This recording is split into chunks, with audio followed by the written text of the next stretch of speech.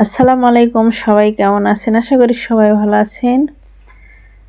তো আজকে একটা নতুন ভিডিও নিয়ে আপনাদের মাঝে চলে আসলাম। তো আমি কোথায় চলে আসছি দেখেন, আমি চলে আসছি আমার মায়ের বাসায়। তো সেখানে আমরা খাওয়া দাওয়া করব এবং কি খাওয়া দাওয়া করব আপনাদের সাথে সেটা শেয়ার করব। এখানে এই যে কি রান্না করা হচ্ছে দেখেন, এখানে দেশি মোরগ রান্না করা হচ্ছে, আর হচ্ছে গরুর মাংস রান্না করা হচ্ছে, নতুন আলু নামছে। তো এই যে গরুর মাংস দিয়ে এই যে নতুন আলু রান্না হবে। তো আমার মা সেটা মাখিয়ে দিচ্ছে আর আপনাদের সাথে আমি সেটা শেয়ার করতেছি। তো মায়ের হাতে রান্না খাবো। তো মায়ের বাসায় চলে আসছে, এই যে আলু দিয়ে রান্না করবে গরুর মাংস। আর এই যে এটা হচ্ছে দেশি মোরগ, এটা কিন্তু বাড়িতে পালিত কিনা না। তো আমার মায়ের মোরগ সেটা জবাই করছে, তো সেটা রান্না করা হবে কি দিয়ে। তো আমার মা খুব সুন্দর করে মাখিয়ে দিয়েছে, দেখেন, দেখে মনে হচ্ছে কতটা স্বাদ হবে। তো এটা রান্না করা হবে কি দিয়ে জানেন? এই যে ডিম দিয়ে, মুরগির মাংস ডিম দিয়ে রান্না করা হবে। এই যে এটা ডিম দিয়ে রান্না করবো। তো ডিমটা কিন্তু হাঁসের, বাড়ির পালিত হাঁসের, সেগুলো আমার মায়ের হাঁস, সেগুলো হাঁসের ডিম দিয়ে, এগুলো মুরগির ডিমও আছে সাথে, তো এগুলো দিয়ে রান্না করা হবে। তো আপনাদের সাথে সেটা শেয়ার করব। আজকে খাওয়া দাওয়া করবো আর কি পিঠার আয়োজন করা হচ্ছে সেটা আপনাদের সাথে কিন্তু শেয়ার করব। এই যে সব কিছু কিন্তু এই যে মাখিয়ে দিয়েছে, তো এগুলো কিন্তু এখন মাটির চুলায় রান্না করা হবে। তো রান্নাটা দেখালাম না। তো এই যে রান্না করা হয়ে গেছে, এই যে ডিম দিয়ে দেশি মোরগের মাংস এই যে রান্না করা হয়ে গেছে। তো আপনাদের সাথে শেয়ার করলাম, কারণ পুরোটা দিলে কিন্তু ভিডিওটা অনেক বড় হয়ে যায়। তারপরে আরও কি করব সেটা আপনাদের সাথে শেয়ার করব। রান্নাটা হয়ে গেছে, আমরা সবাই মিলে কি করব, রান্নাটা কিন্তু খাওয়া দাওয়া করবো। তার আগে একটু ভিডিও করে নিয়েছিলাম আপনাদের সাথে শেয়ার করার জন্য। আর এখানে এই যে গরুর মাংস দিয়ে এই যে নতুন আলু, তো কি বলবো, অসাধারণ কিন্তু হয়েছিল রান্না। আমার মা রান্না করছিল। তো মায়ের হাতের রান্না কিন্তু অনেক ভালো লাগে, বিশেষ করে নিজে পাক করে খেলে কিন্তু সেটা স্বাদ লাগে না। মায়ের হাতের রান্না সবাইকে অনেক স্বাদ লাগে।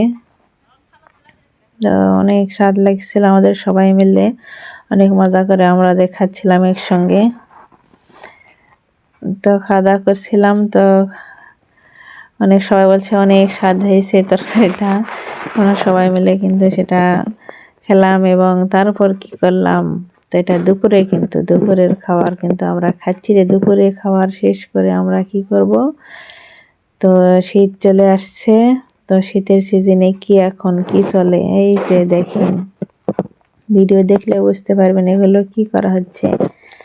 তো কিছু বুঝতে পারতেছেন এগুলো কি করা হবে? এগুলো এই যে দেখেন পিঠা বানানো হবে কিন্তু, এই যে পিঠা বানাচ্ছে দেখেন, এটা কি দিয়ে। তো পিঠা বানানোর মেশিনটা দেখেন সবাই, একজন ছোট বাচ্চা হয় আমার এই যে ভাইয়ের মেয়ে কিন্তু পিঠা বানাচ্ছে। সে, আমরা কিন্তু বানাইনি, সে কিন্তু সবগুলো পিঠা এই যে বানিয়ে দিয়েছে দেখেন। এই যে কত সুন্দর করে সে পিঠাগুলো বানাচ্ছে। আমার ভাইয়ের মেয়েগুলো এই দেখো ছোট্ট ছোট্ট হাতে কিরকম করে এই যে সুন্দর করে খুব সহজে, এটা এমন একটা মেশিন, মানে কি বলবো, যে বড় কাউকে লাগবে না, ইচ্ছে করলে যে ছোট বাচ্চারাই নিমেষে এই যে এভাবে পিঠা কিন্তু বানাতে পারে। সবগুলো পিঠা কিন্তু এক সাইজে খুব সুন্দর হয়।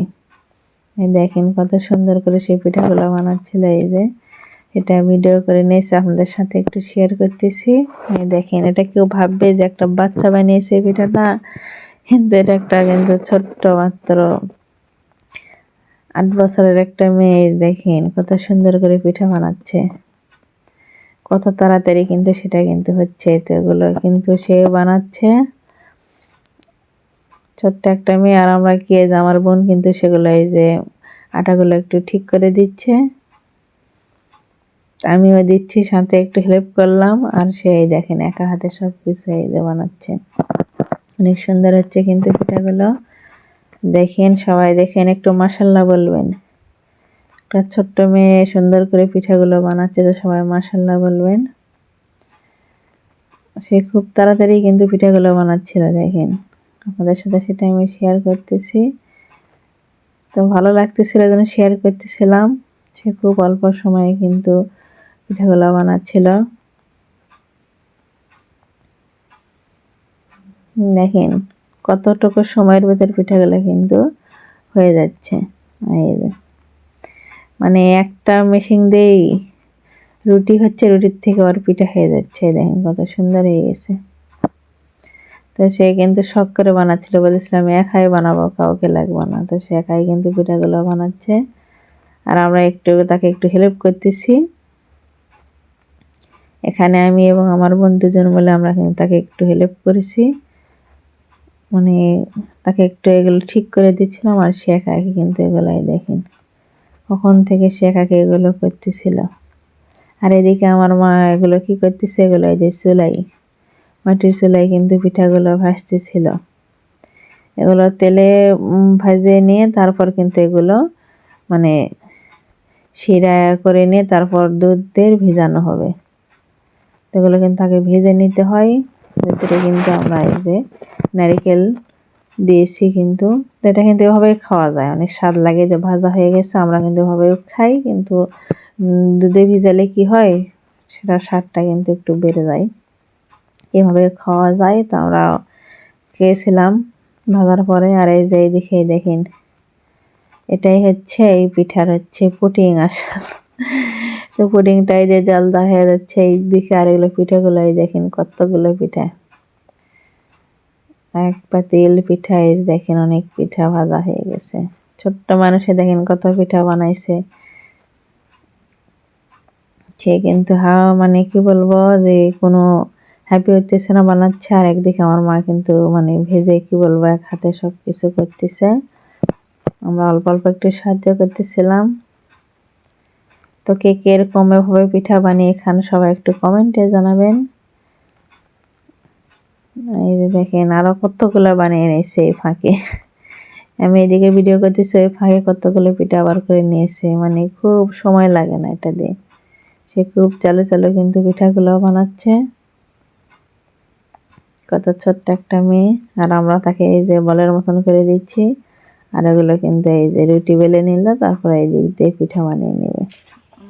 খুব সহজে হচ্ছে। তো আপনারা এভাবে এরকম মেশিন নেবেন, তাহলে আপনাদের কাজটাও কিন্তু খুব তাড়াতাড়ি হয়ে যাবে। আমি আর আমার এই যে আমার দুই বোন মিলে কিন্তু তাকে সাহায্য করতেছিলাম আমার কাছ থেকে। সে একাই বানাচ্ছিল, দেখেন কি বলবো, মাথা নষ্ট। তো বানানো কিন্তু এই যে হয়ে গেছে। এই যে এগুলো কি করব এখন, এই যে জোড়ানোর পর আমরা এই যে এখন এগুলো এই যে শিরায় করে নেওয়া হয়ে গেছে। এটা কি খেজুরের গুড় দিয়ে কিন্তু, খেজুরের গুড় দিয়ে কিন্তু এই পিঠাটা আমরা কিন্তু করতেছি। এগুলো এই যে জাল করে নেওয়া হয়ে গেছে। তো এগুলোর ভিতরে আমরা এখন পিঠাগুলো কিন্তু দিব। তো দুধ এই দেখেন এখানে আলাদা করে জাল করে নেওয়া হয়েছে। তো আমরা ভাবে কিন্তু পিঠা বানাই। তো আপনারা কে কীভাবে খান একটু কমেন্টে জানাবেন। তো এগুলো কিন্তু মানে এখন ভিজিয়ে রাখবো, সকাল হলে কিন্তু খাওয়াবে। তো এই যে শিরার মাঝে এখন এই যে দুধ ঢেলে দেওয়া হচ্ছে। দেখেন কিরকম কালার আসছে, দেখে আপনার কি বলবো, সেন্টটা কি অসাধারণ কিন্তু বের হয়েছিল। আমি মিষ্টি খুব একটা বেশি খাই না, দুই একটা খেলে মানে আমি কি বলবো হাঁপিয়ে যাই। তারপরও শীতের সময় আসলে সবার ইচ্ছে করে, যারা বিশেষ করে পিঠা খেতে ভালোবাসে তারা কিন্তু মানে পিঠা কি বলবো না হলে চলে না। তা আমি খাই, দুই একটা খাই, তারপর বেশি খেতে পারি না। তো আজকে দুইটা খেলে কালকে দুইটা, এরকম। তো অনেকগুলো বানানো হয়েছিল কি কারণে, যে আমরা মানে শীতের দিন তো রেখে পরে খেতে পারবো এই জন্য। কারণ এটা প্রত্যেক দিন করা তো ঝামেলায় ভাবে, এই জন্য একদম বেশি করে আমরা করে নিয়েছিলাম, যে অল্প অল্প করে আমরা খাবো। তো এই যে এক করে কিন্তু সব পিঠাগুলো কিন্তু এই যে আমি আমার ভাইয়ের বউ দুজন মিলে এই যে এগুলো ভিজিয়ে রাখছিলাম পাতিলে। তো হবে সারা রাত কিন্তু হবেই থাকবে। তো সকালে কিন্তু খাওয়া হবে এগুলো, কারণ এখন খাওয়া যাবে না। এখন এগুলো সারা রাতে কি এগুলো রস কিন্তু সব টেনে নেবে, মানে মিষ্টি যে দেওয়া হয়েছে দুধের ভিতরে এগুলো টেনে নেবে। তো এইভাবে আমরা কিন্তু পিঠা করি।